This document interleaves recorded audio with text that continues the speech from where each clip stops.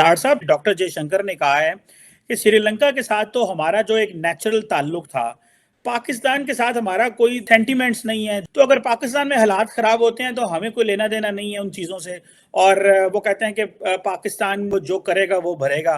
चीमा साहब, मैं डॉक्टर जयशंकर साहब के स्टेटमेंट से 50% डिसएग्री करूंगा। उसकी वजह ये है, नेचुरल रिलेशनशिप हमारे भी भारत के साथ बहुत है, इसमें कोई शक नहीं है, क्योंकि हमारी जबान एक है, हमारी खुराक एक है, हमारी हर चीज एक है, सोचें एक है कि जिन बुलंदियों को भारत इस वक्त छूता जा रहा है, तो पाकिस्तान को इस तरह अबैंडन करके क्या ख्याल है उनका, कोई बेहतर होगा? नहीं होगा रोली। हाँ, ये अलग बात है कि अब क्योंकि हम ये बात इसलिए कह सकते हैं कि हम तरक्की नहीं कर रहे और दूसरे तरक्की कर रहे हैं, तो हम ये कह सकते हैं नहीं नहीं, तो हमें भी साथ लेकर चलें। क्या ऐसी बात है? मैं हमेशा ये कहता हूँ चीमा साहब, 76 साल अगर नफरतें की हैं तो आने वाले दिनों में पीस और हार्मनी को भी टाइम देना चाहिए। ट्राई करने में क्या हर्ज है?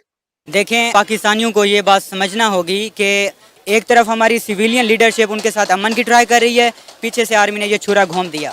यहाँ पे इंडिया का एतमाद ख़त्म हुआ। अब देखें, तीसरा प्राइम मिनिस्टर नरेंद्र मोदी लाहौर में आया, फिर पुलवामा अटैक हो गया। उसके बाद मोदी ने कहा कि हम ऐसी पॉलिसी बनाएंगे कि हम बस अब पाकिस्तान से अमन करने वाले नहीं हैं। तो आप सोच सकते हैं इन सारों की इंपॉर्टेंस, रेलेवेंस एक्चुअली खत्म हो चुकी है।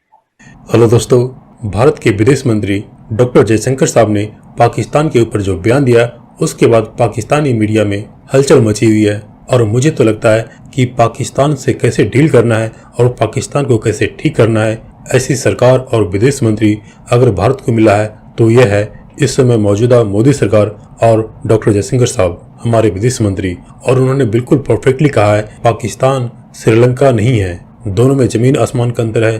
श्रीलंका अपने बच्चों को भारत के प्रति हेट करना नहीं सिखाता, श्रीलंका धर्म के आधार पे भारत को मिटाना नहीं चाहता, भारत पे जिहाद करना नहीं चाहता, और ये कोई चाहता है तो वह है सिर्फ पाकिस्तान। सो भारत की दोस्ती श्रीलंका या किसी और देश से तो हो सकती है, लेकिन पाकिस्तान से जब तक नहीं होगी, जब तक पाकिस्तान अपने बच्चों को स्कूलों और कॉलेज में यह पढ़ाना बंद नहीं करेगा भारत दुश्मनी, क्योंकि यही बच्चे बड़े होकर के पाकिस्तान के जनरल और हुक्मरान बनते हैं, तो उनसे भारत किसी सिंसेरिटी की आशा नहीं कर सकता, दोस्ती की आशा नहीं कर सकता।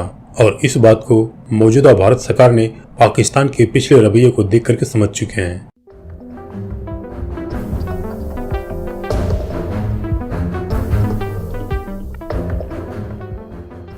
तार साहब, पहली बात तो ये है कि भारत के minister for external affair doctor Jaishankar ने कहा है कि श्रीलंका के साथ तो हमारा जो एक नेचुरल ताल्लुक था, पाकिस्तान के साथ हमारा कोई सेंटिमेंट्स नहीं है जो हमारे श्रीलंका के साथ थे। तो अगर पाकिस्तान में हालात खराब होते हैं तो हमें कोई लेना देना नहीं है उन चीज़ों से। और वो कहते हैं कि पाकिस्तान वो जो करेगा वो भरेगा।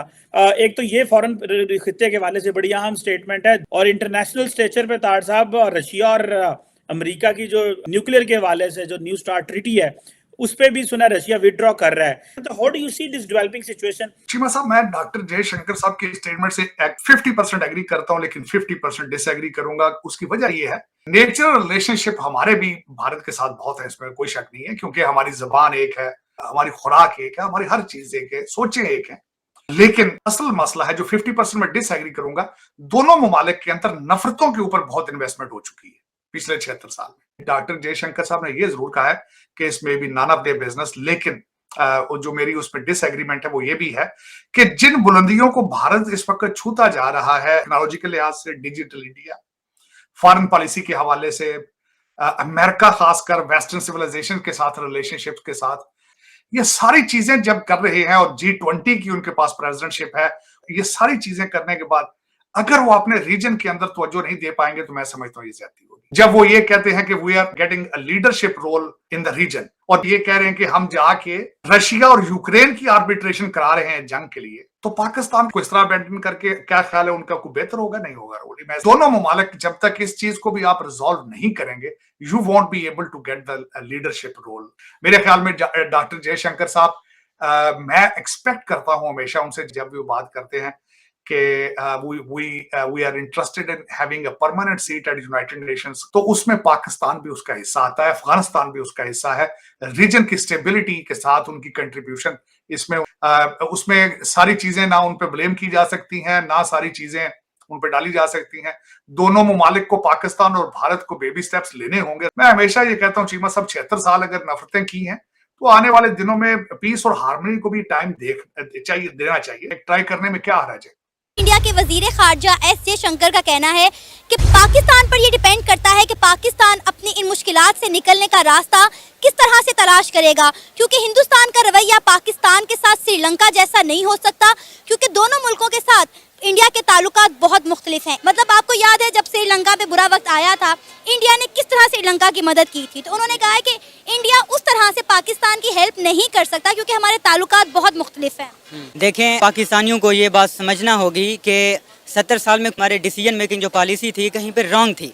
पाकिस्तान के 70 साल में 40 साल आर्मी के हो गए, 30 साल सिविलियन लीडर्स के हो गए। अब जब पाकिस्तान 70 साल बाद बैंकरप्ट होने लगा है तो हमें चाहिए कि हम अपनी टोटल जो पॉलिसी है हम उसमें 180 डिग्री का चेंज लाएं। पाकिस्तान का मसला ये है कि इंडिया के साथ अगर पॉलिटिकल लीडर्स चाहते हैं कि हम अमन लाएं तो आर्मी नहीं चाहती, अगर आर्मी चाहती है तो फिर पॉलिटिकल लीडर्स नहीं चाहते हैं। जब 1999 या 98 में नवाज शरीफ की हुकूमत आई थी, एक तरफ हमारी सिविलियन लीडरशिप उनके साथ अमन की ट्राई कर रही है, पीछे से आर्मी ने ये छुरा घोंप दिया। हम अगर रिपोर्ट्स देखें तो ये 2-3 जनरल्स का काम था जिन्होंने ये काम करा। यहाँ पे इंडिया का एतमाद ख़त्म हुआ। सेकंड टाइम हो गया जी, मुशर्रफ ने कहा कि जी हम अमन करेंगे। मुशर्रफ ने काफ़ी सारी कोशिशें भी की। 8 साल बाद मुशर्रफ को लगा कि इंडिया के साथ अमन होना चाहिए। फिर काफ़ी सारे डायलॉग्स हुए। उसके बाद मेरे ख्याल में 26/11 हो गया, मुंबई में अटैक हो गए। इससे इंडिया का जो ट्रस्ट है ना वो बिल्कुल ख़त्म हो गया कि यार Pakistan is never going to improve and have better relation with India. अब देखें, तीसरा प्राइम मिनिस्टर नरेंद्र मोदी लाहौर में आया, फिर पुलवामा अटैक हो गया। उसके बाद मोदी ने कहा कि हम ऐसी पॉलिसी बनाएंगे कि हम बस अब पाकिस्तान से अमन करने वाले नहीं हैं। तो ये उनकी एक एक्सट्रीमिस्ट आइडियालॉजी हो गई। अब इमरान खान के दौर में जनरल बाजवा ने काफ़ी कोशिशें करी। जयशंकर और शाह महमूद कुरैशी साहब UAE में आपस में मिले, कन्वर्सेशंस हुई। फिर मोदी ने वो आर्टिकल 370 एब्रोगेट करा। उसके बाद क्या हुआ जी, इमरान खान और शाह महमूद कुरैशी नहीं माने। तो आप क्या समझते हैं कि पाकिस्तान और इंडिया के जो रिलेशंस हैं और जो एक डायनामिक्स हैं, बात ये है कि रीजन्स जो होते हैं वो प्रोग्रेस करते हैं, कंट्रीज प्रोग्रेस नहीं करती। तो अब हमें भी करीब आना पड़ेगा, इस रीजन के जो बाकी ममालिक हैं उनके करीब आना पड़ेगा। और तो आपने बात की वसीम साहब, ये मैं इसे डिसएग्री इसलिए करूंगी कि हम देख रहे हैं कि इस वक्त इस रीजन में हमारा हमसाये तो तरक्की कर रहे हैं, हम तरक्की नहीं कर रहे। तो ये नजर आता है कि मुल्क ही तरक्की करता है। हाँ, ये अलग बात है कि अब क्योंकि हम ये बात इसलिए कह सकते हैं कि हम तरक्की नहीं कर रहे और दूसरे तरक्की कर रहे हैं, तो हम ये कह सकते हैं नहीं नहीं, कंट्री तरक्की नहीं करते, रीजन तरक्की करते हैं, तो हमें भी साथ लेकर चलें। क्या ऐसी बात है? नहीं, देखें, हम जो हैं, हम यहाँ पे आप देख लीजिए कि एक मुल्क है जो कि काफी पीछे रह गया है। आप बाकी देख लें, इवन आप अफगानिस्तान में देख लें कि उनकी जो करेंसी है वो हमसे ज्यादा स्ट्रॉन्ग हो चुकी है। बांग्लादेश देख लें, तो ये तो सारे प्रोग्रेस इनकी हो रही है। हम